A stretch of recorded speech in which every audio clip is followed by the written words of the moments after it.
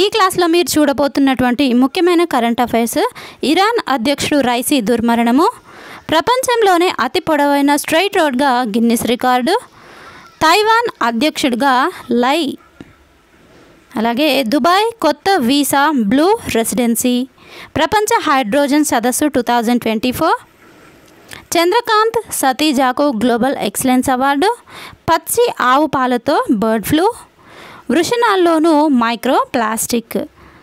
అలాగే ముఖ్యమైనటువంటి sports current affairs. Hi guys, welcome to our channel RK career point. Guys, I hope you are all fine. ఈరోజు వీడియోలో మనము ముఖ్యమైనటువంటి దినపత్రికలో వచ్చినటువంటి ఉద్యోగ వార్తలు, అలాగే ఇంపార్టెంట్ కరెంట్ అఫైర్స్ అయితే చూద్దాము. లేట్ చేయకుండా ముందుగా ఉద్యోగ వార్తలు చూసేద్దాం. ముందుగా, ఒక్క నోటిఫికేషన్ ఇవ్వకుండా 30,000 నియామకాలు ఎలా చేపట్టారు? కాంగ్రెస్ ప్రభుత్వానికి కేటీఆర్ సూటి ప్రశ్న. ఎమ్మెల్సీగా ప్రశ్నించే గొంతుకను ఎన్నుకోవాలని పట్టభద్రులకు విన్నపము. అభయహస్తం అంటూ రాష్ట్రంలో అధికారంలోకి వచ్చిన కాంగ్రెస్ పార్టీ ప్రజలపై భస్మాసుర హస్తం మోపుతోందని భారశాఖ కార్యనిర్వాహక అధ్యక్షుడు కేటీఆర్ విమర్శించారు.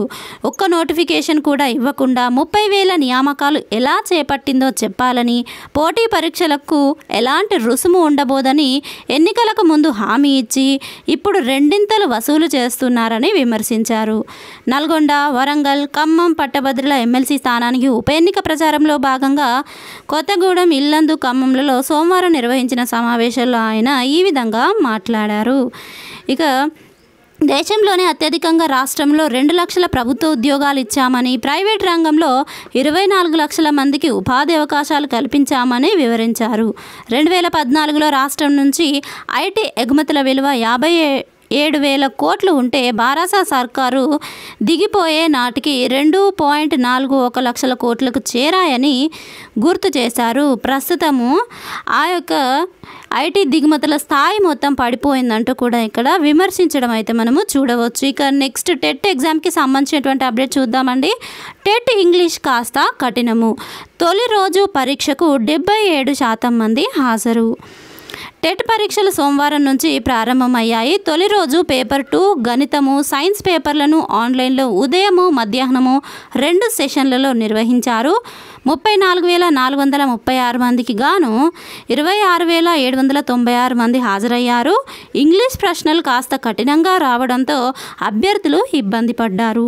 కొత్త పాఠ్యపుస్తకాల నుంచే ప్రశ్నలు ఇచ్చారు. తెలుగులో వ్యాకరణము, కవులపై ఎక్కువగా రాగా సైకాలజీలో సాధారణంగానే ఇచ్చారు. అన్ని తరగతుల్లోని గణితము, సైన్స్ సబ్జెక్టుల నుంచి ప్రశ్నలు ఇచ్చారు. విద్యాశాఖ ప్రిన్సిపల్ సెక్రటరీ బుర్రా వెంకటేశము హైదరాబాద్లోని ఇన్నోవిజన్ టెక్నాలజీ సెంటర్ను తనిఖీ చేసినట్టు టెట్ కన్వీనర్ రాధారెడ్డి పేర్కొన్నారు. ఓవరాల్గా పేపర్ 2 టెట్ ఎగ్జామ్ అయితే యావరేజ్ టాక్ని అయితే సొంతం చేసుకుంది. ఇక నెక్స్ట్ చూద్దామండి. డిగ్రీతో డిఫెన్స్ కొలువులు వివరాలు చూసినట్లయితే సిడిఎస్ఈ 2024 నోటిఫికేషన్ విడుదల. ఆర్మీ, ఎయిర్ ఫోర్స్, నేవీలో కమిషన్డ్ ర్యాంకు పోస్టులు. త్రివిధ దళాలకు చెందినటువంటి 5 అకాడమీల్లో 459 పోస్టులు. ఎంపికైతే శిక్షణ సమయంలో నెలకు 56,100 స్టైఫెండ్. సో వీటికి వయసు వచ్చేసి ఇండియన్ మిలిటరీ అకాడమీ పోస్టులకు సంబంధించి జూలై 2, 2001 నుండి జూలై 1, 2006 మధ్య జన్మించి ఉండాలి. ఇక నేవల్ అకాడమీ పోస్టులకు అయితే జూలై 2, 2001 నుండి జూలై 1, 2006 మధ్య జన్మించి ఉండాలి. ఎయిర్ ఫోర్స్ అకాడమీకి జూలై 2, 2001 జూలై 2, 2001 నుండి జూలై 1, 2005 మధ్య జన్మించి ఉండాలి. ఆఫీసర్స్ ట్రైనింగ్ అకాడమీ పోస్ట్కి జూలై 2, 2000 నుండి జూలై 1, 2006 మధ్య జన్మించి ఉండాలి. ఇక బ్యాచిలర్స్ డిగ్రీ తర్వాత డిఫెన్స్లో కొలువుల కోసం ఎదురు చూస్తున్నటువంటి వారికి ఇది చక్కటి అవకాశంగా చెప్పుకోవచ్చు. అదే ఇక్కడ మనకి స్వాగతం పలుకుతోంది ఈ అవకాశము కంబైన్డ్ డిఫెన్స్ సర్వీసెస్ ఎగ్జామినేషను. ఈ పరీక్షలో విజయం సాధించి మలి దశలోనూ ప్రతిభ చూపితే త్రివిధ దళాల్లో కమిషన్డ్ ర్యాంకు హోదాతో కొలువు తీరొచ్చు. ఈ ఉద్యోగంలో త్రివిధ దళాల్లో ఉజ్వల కెరీర్తో పాటు దేశ సేవ చేసే ఉన్నత అవకాశము లభిస్తుంది. తాజాగా CDSE 2024 నోటిఫికేషన్ విడుదలైంది. ఈ నేపథ్యంలో ఈ ఉద్యోగాలకు సంబంధించినటువంటి అర్హతలేంటో చూసేద్దాం. Indian military academy officers training అకాడమీకి ఈ పోస్టులకు సంబంధించి గుర్తింపు పొందినటువంటి యూనివర్సిటీ నుంచి డిగ్రీ ఉత్తీర్ణులైన క్యాండిడేట్స్ అప్లై చేసుకోవచ్చు. ఇండియన్ నేవల్ అకాడమీ పోస్ట్కి సంబంధించి గుర్తింపు పొందిన యూనివర్సిటీ నుంచి బీటెక్ ఉత్తీర్ణులు అవ్వాలి. ఎయిర్ ఫోర్స్ అకాడమీ పోస్ట్కి సంబంధించి గుర్తింపు పొందిన యూనివర్సిటీ నుంచి బ్యాచిలర్స్ డిగ్రీ లేదా BE లేదా బీటెక్ ఉత్తీర్ణులయ్యి ఇంటర్మీడియట్లో MPC గ్రూప్ చదివి ఉన్న వాళ్ళు అర్హులు. ఇక ఈ ఉద్యోగాలకు సంబంధించి మీకు పూర్తి వివరాలు కనుక కావాలనుకున్నట్లయితే www.upsc.gov.in వెబ్సైట్ని విజిట్ చేయండి. చివరి తేదీ వచ్చేసి మనకి అప్లై చేసుకోవడానికి 2024 జూన్ 4వ తేదీ. నెక్స్ట్ ముఖ్యమైనటువంటి కరెంట్ అఫైర్స్ చూద్దామండి. ఇరాన్ అధ్యక్షుడు రైసీ దుర్మరణము. హెలికాప్టర్ ప్రమాదంలో విదేశాంగ మంత్రి సహా 8 మంది మృతి. తాత్కాలిక దేశాధ్యక్షుడిగా మొక్బర్. మా ప్రమేయం లేదు అంటూ ఇజ్రాయెల్. ఇరాన్కు అండగా ఉంటామంటున్నటువంటి భారత్. పూర్తి వివరాలు చూసినట్లయితే హెలికాప్టర్ ప్రమాదంలో ఇరాన్ అధ్యక్షుడు ఇబ్రహీం రైసీ దుర్మరణం పాలయ్యారని ఆ దేశ అధికారిక మీడియా IRNA సోమవారం ధృవీకరించింది. ప్రమాదంలో రైసీతో పాటు విదేశాంగ మంత్రి హుస్సేన్ అమీర్ అబ్దుల్లాహియాన్ అలాగే మొత్తం అతనితో పాటు 8 మంది మరణించారని తెలిపింది.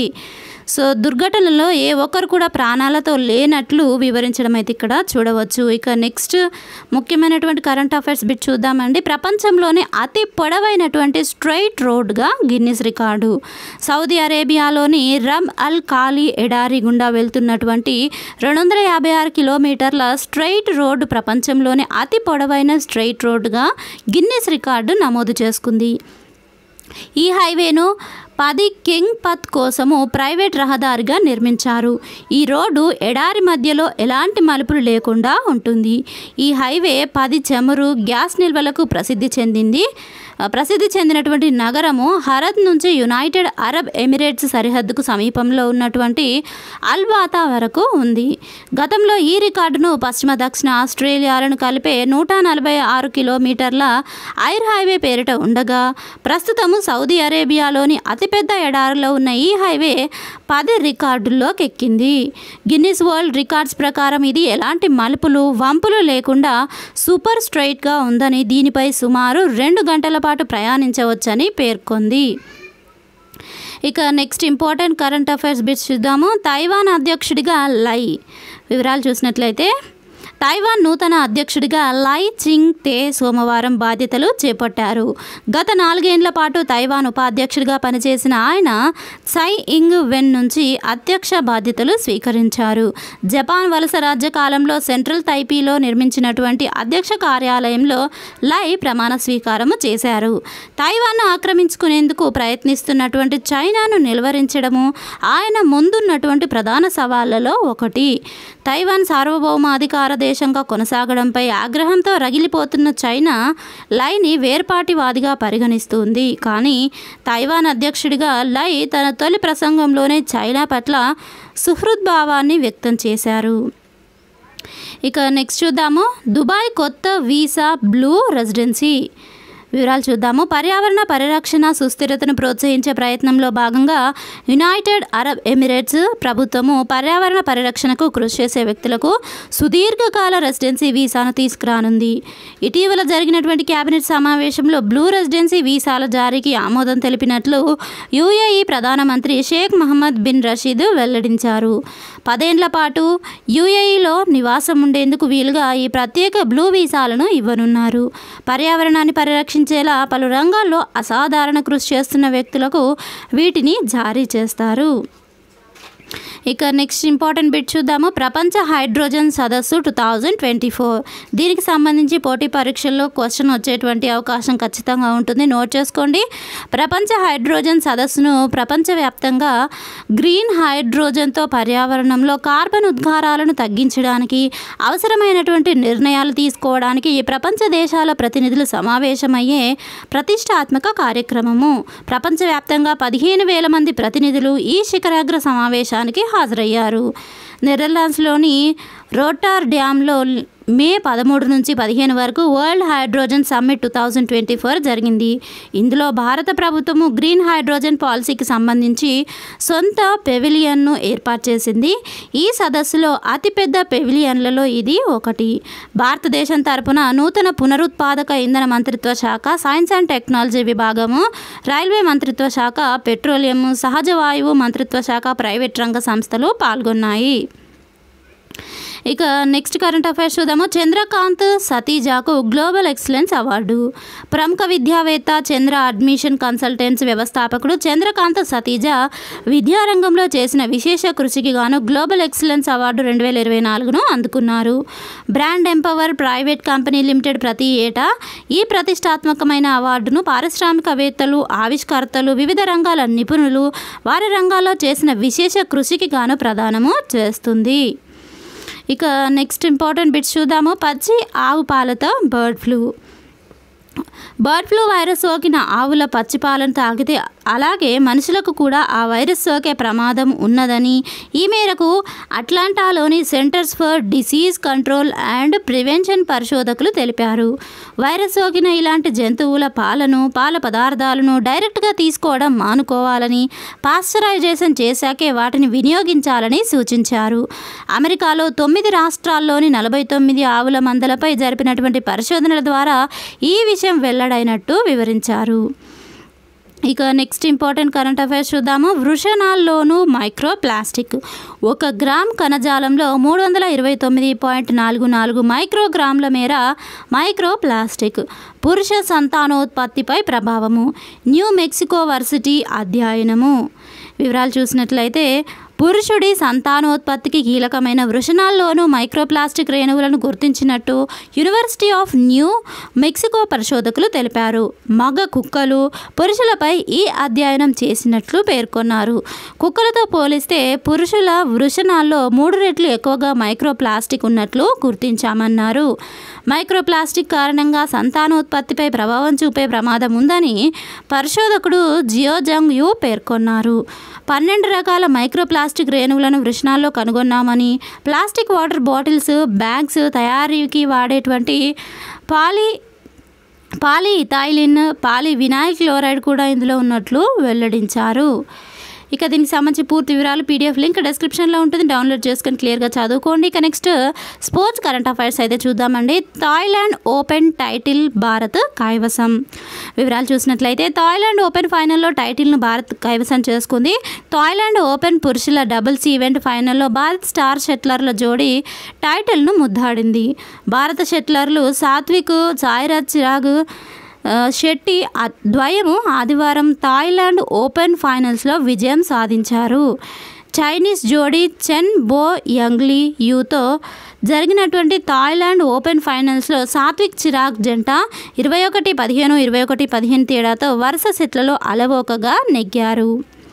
ఇక నెక్స్ట్ చూద్దాం. భారత స్టార్ బాక్సర్ నిఖత్కు పసిడి పథకము. ప్రతిష్టాత్మక ప్యారిస్ ఒలింపిక్స్కు ముందు భారత్ స్టార్ బాక్సర్ నిఖత్ జరీన్ మీనాక్షి పసిడి పథకంలో మెరిశారు. ఎల్డోరా బాక్సింగ్ టోర్నీలో మహిళల విభాగంలో నిఖత్తో పాటు మీనాక్షి టైటిళ్లతో తలుక్కుమన్నారు. ఆ స్థానంలో జరిగినటువంటి మహిళల 52 కిలోల ఫైనల్ బౌట్లో నిఖత్ జరీన్ 5-0తో కజకిస్తాన్కు చెందినటువంటి జాజీరా ఉర్రబయేవాపై అద్భుత విజయము సాధించింది. ఇక నెక్స్ట్ చూద్దాము. భారత్ పసిడి పరుగు. థాయిలాండ్ రాజధాని బ్యాంకాక్ వేదికగా జరుగుతున్నటువంటి ఏషియన్ రిలే ఛాంపియన్షిప్స్ తొలి ఎడిషన్లో భారత మిక్స్డ్ 4x400 మీటర్ల రిలే బృందము సత్తా చాటింది. మహ్మద్ అజ్మల్, అమోజ్ జాకబు, శుభా వెంకటేశను, తెలుగు అమ్మాయి శ్రీదండి జ్యోతికతో కూడినటువంటి 4 అథ్లెట్ల బృందము స్వర్ణం గెలుచుకుంది. సోమవారం జరిగినటువంటి 4x400 మీటర్ల రిలే ఈవెంట్ను 3 నిమిషాల పాటు 14.12 సెకండ్లలో పూర్తి చేసినటువంటి అథ్లెట్లు సరికొత్త జాతీయ రికార్డును నెలకొల్పారు. నమోదైన 3 నిమిషాల 14.34 సెకండ్ల రికార్డును బ్రేక్ చేశారు. గతేడాది ఆసియా క్రీడల్లో నమోదైనటువంటి 3 నిమిషాల 14.34 సెకండ్ల రికార్డును వీరు బ్రేక్ చేశారు. Next important current affairs bit చూద్దాము. దీప్తి ప్రపంచ రికార్డు. పారా అథ్లెటిక్స్ వరల్డ్ ఛాంపియన్షిప్లో స్వర్ణము. ప్యారిస్ పారాలింపిక్స్కు బెర్త్ ఖరారు. సత్తా చాటిన తెలంగాణ యువ అథ్లెట్ వరంగల్కు చెందినటువంటి వ్యక్తి.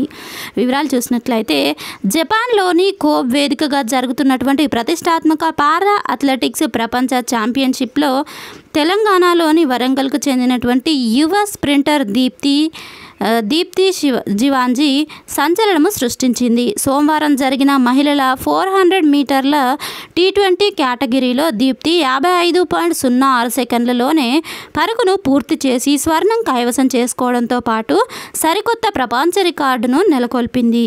ఇదే పోటీలో అనైల్ వండర్ 55.19 సెకండ్లు, లిజాన్ షెలా అంగులో వరుసగా రజత, కాంస్య పతకాలు కైవసం చేసుకున్నారు. దీంతో గతేడాది అమెరికా పారా అథ్లెట్ బ్రియన్నా క్లార్క్ ఇదే టోర్నీలో నమోదు చేసినటువంటి 55.12 సెకండ్ల రికార్డును ఈ కల్లెడ అమ్మాయి తిరిగి రాసింది. ఇక నెక్స్ట్ చూద్దాము ఇంపార్టెంట్ కరెంట్ అఫైర్స్. ఎవరైతే పోటీ పరీక్షలకి గ్రూప్ 1కి కానీ గ్రూప్ 2కి గ్రూప్ 3కి ప్రిపేర్ అవుతున్నటువంటి క్యాండిడేట్స్కి ఉపయోగపడే విధంగా అంతర్జాతీయము, జాతీయము, అలాగే వార్తలోని వ్యక్తులు, క్రీడలకు సంబంధించినటువంటి ఇంపార్టెంట్ కరెంట్ అఫైర్స్ టాపిక్స్కి సంబంధించి థియరీ ఆర్టికల్ని అయితే ఇక్కడ మనకి పేపర్లో పబ్లిష్ చేశారు. సో దీనికి సంబంధించి PDF లింక్ నేను డిస్క్రిప్షన్లో ఇస్తాను. దీన్ని క్లియర్గా డౌన్లోడ్ చేసుకొని సో ఇంపార్టెంట్ మీకు ఇంట్రెస్ట్ ఉన్న క్యాండిడేట్స్ అయితే ఒకసారి చదివే ప్రయత్నం అయితే చేయండి. సో ఫ్రెండ్స్ చూసారు కదా, ఇది ఈ రోజుకి సంబంధించినటువంటి ముఖ్యమైన కరెంట్ అఫైర్స్ క్లాస్. మీకు నచ్చినట్లయితే తప్పకుండా వీడియోని లైక్ చేసి ఇలాంటి అప్డేట్స్ కోసం మన ఛానల్ సబ్స్క్రైబ్ చేసుకొని ఫాలో అవుతూ ఉండండి. Thank you friends. Thanks for watching this video. Have a nice day. By.